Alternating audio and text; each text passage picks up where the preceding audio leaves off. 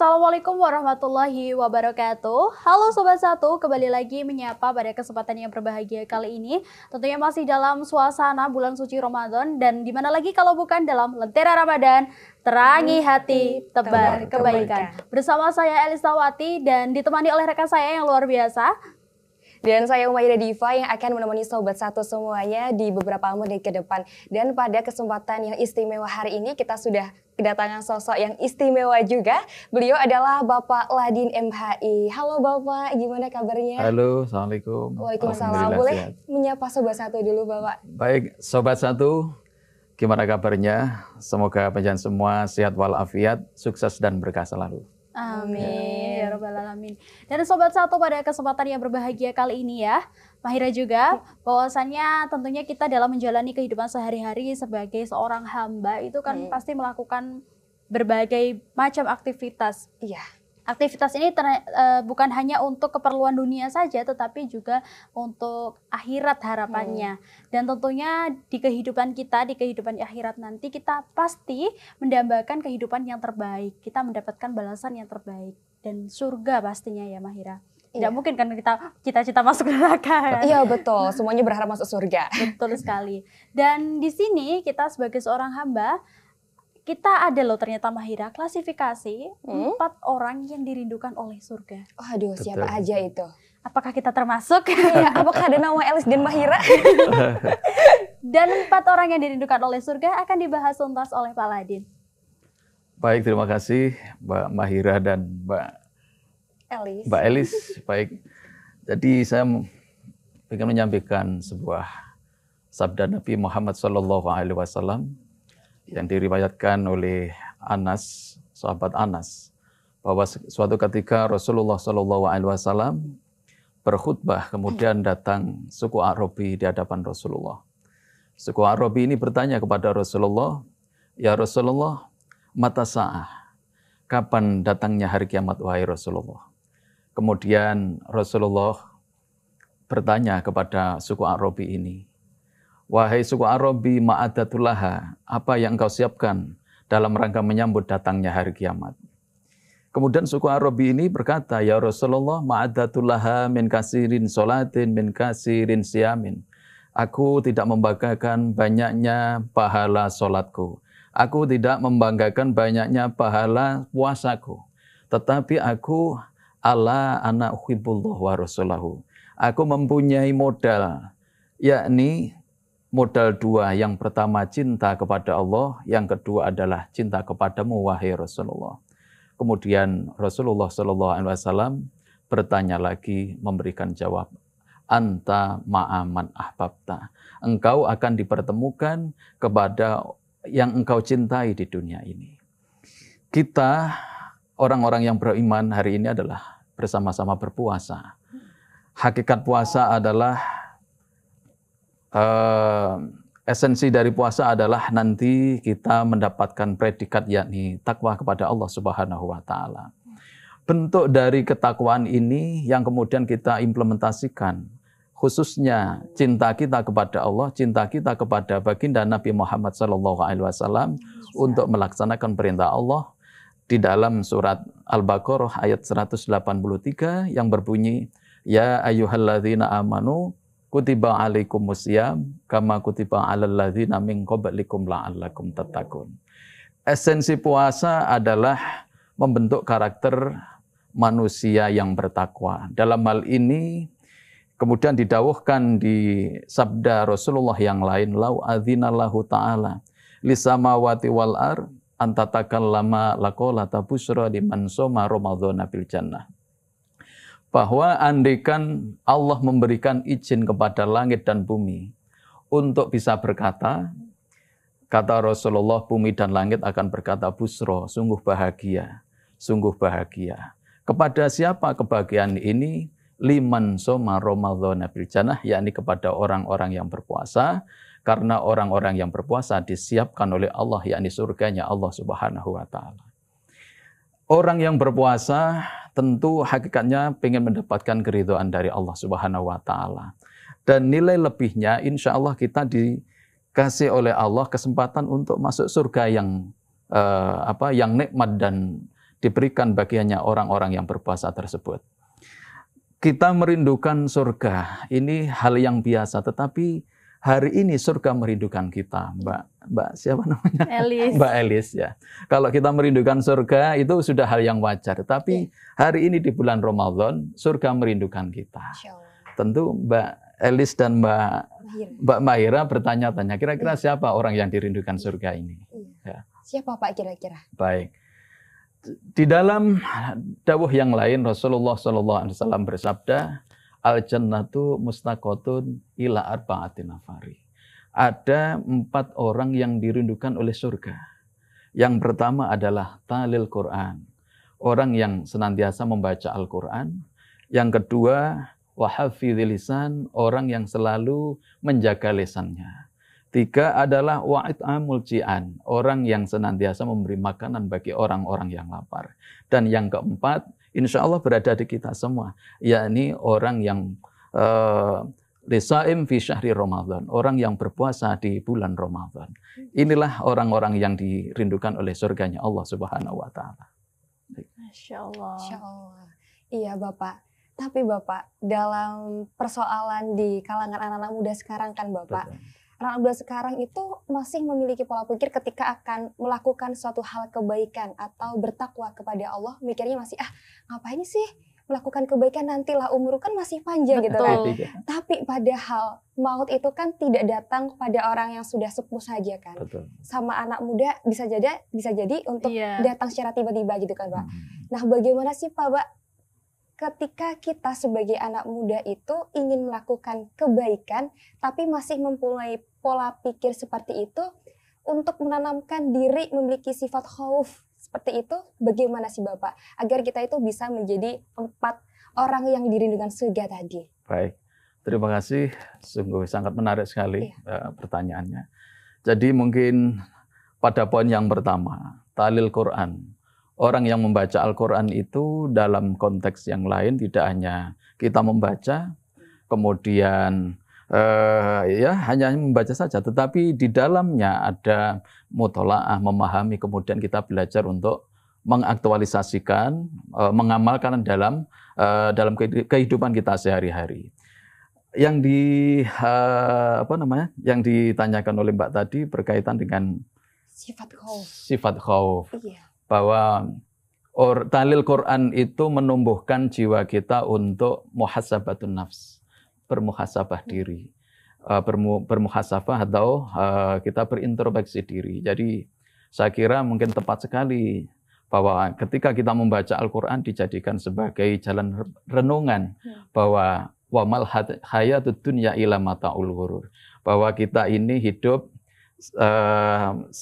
hidup di dunia ini hanyalah sebagai senda gurau. Atau ada dawuh yang lain, kullu nafsin dha'iqatul maut, bahwa semua yang bernyawa nanti pastilah akan menjumpai kematian. Saya kira kalau ngomong tentang kematian, tidak muda, tidak tua, ya semuanya pantas kan begitu. Maka segala sesuatunya harus kita persiapkan untuk menuju nanti di sananya agar kita benar-benar menjadi orang yang mutakin di sisi Allah Subhanahu wa taala. Ya. Dan Pak, terkait dengan 4 klasifikasi orang yang dirindukan oleh surga, tadi kan salah satunya adalah orang-orang yang bisa menjaga lisannya. Namun kan sangat disadari bahwasannya saat ini menjaga lisan itu kan menjadi suatu hal yang sangat sulit. Betul. Jangankan lisan, di era modernisasi seperti saat ini bukan hanya lisan yang sulit dijaga, tetapi jari. Iya, jari. Lisan tidak bisa berkata, jari kita yang kemana-mana. Nah, kira-kira bagaimana sih Pak tipsnya untuk Sobat Satu supaya kita tetap bisa tidak hanya menjaga lisan kita, tetapi juga bisa menjaga jari kita agar tidak bersuara yang tidak-tidak di dalam sosial media, sehingga kita bisa menjadi manusia yang dirindukan oleh surga. Baik, terima kasih. Pertanyaan sangat menarik. Beliau Nabi Agung Muhammad SAW juga pernah bersabda, salamatul insan fi hifdzi lisan, bahwa selamatnya manusia itu tergantung di mana dia bisa ngerekso dari lisannya. Maka momen pada kali ini kita berpuasa ini memang kesempatan kita untuk dandani bagaimana hati kita, lisan kita untuk senantiasa terjaga, Mungkin kita berkata atau menjauhi dari hal-hal yang sekiranya mungkin bisa membatalkan puasa. Tidak menggunjing, tidak berkata kotor, kemudian berkata mungkin tidak menyinggung orang lain atau tidak membuat kenyamanan orang lain mungkin terganggu. Nah, ini salah satu upaya bagaimana yang kemudian kita bisa ngerekso lesan kita, tidak hanya lesan kita, hati kita termasuk jari kita ya, jari kita yang senantiasa tidak terlepas atau terlepas dari aktivitas pegang gadget dan lain-lain. Dan tentunya tadi juga ada beberapa bahwa sebetulnya yang paling kita latih ketika momen puasa ini adalah menahan ya. Bukan hanya menahan kita dari haus, lapar, kemudian juga menahan nafsu kita dan menahan lisan kita, yang itu juga implikasinya menahan jari kita supaya tidak menyakiti orang lain. Seperti itu ya Pak. Kemudian amalan apa sih Pak yang bisa kita tingkatkan di momen puasa ini atau momen Ramadan ini sehingga kita bisa menjadi manusia yang lebih baik yang pada akhirnya nanti menjadi manusia yang dirindukan oleh surga. Baik, terima kasih. Seperti tema yang kita ambil, 4 orang yang dirindukan surga. Yang poin 3 adalah wa'id amul ci'an.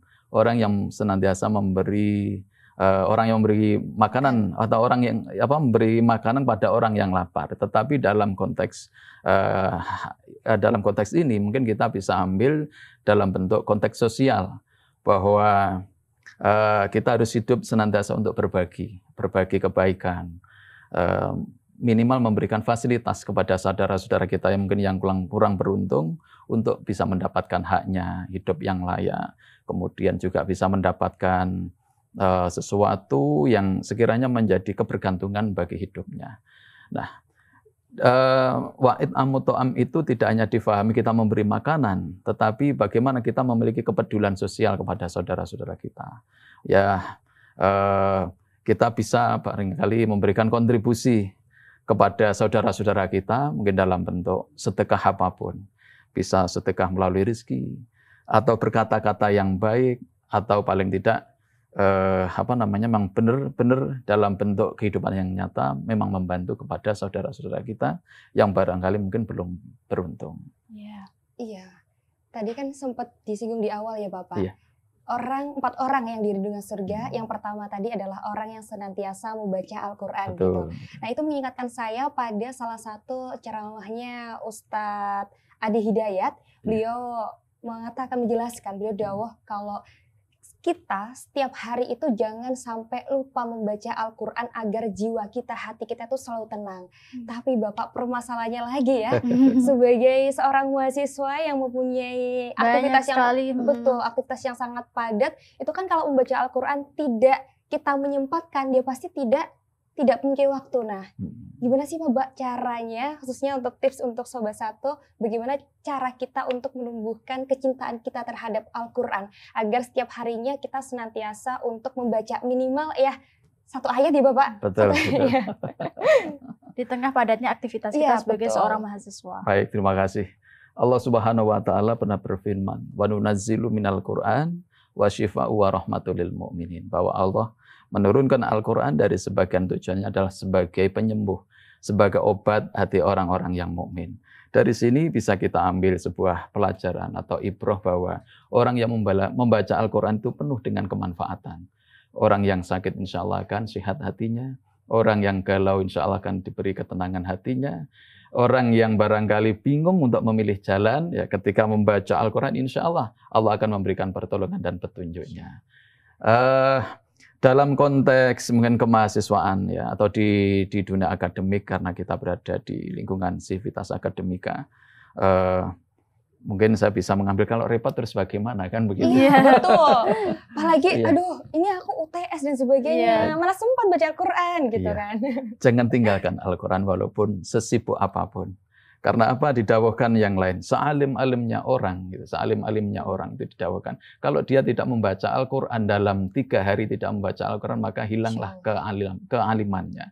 Maka dan selain itu Al-Quran nanti yang akan memberikan syafaat kepada kita. Yang selain syafaatul ummah, syafaat baginda Nabi Muhammad SAW. Luar biasa sekali ya Mbak Hira.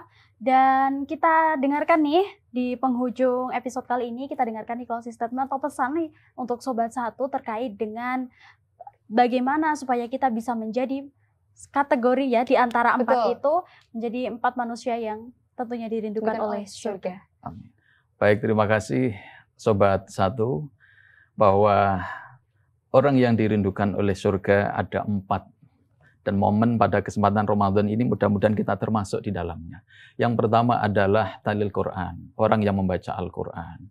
Yang kedua adalah wahafidhil lisan, orang yang senantiasa menjaga lisannya. Kemudian yang ketiga adalah wa'id amul ji'an, orang yang memberi makanan orang-orang yang lapar. Dan yang keempat adalah orang yang berpuasa Ramadan.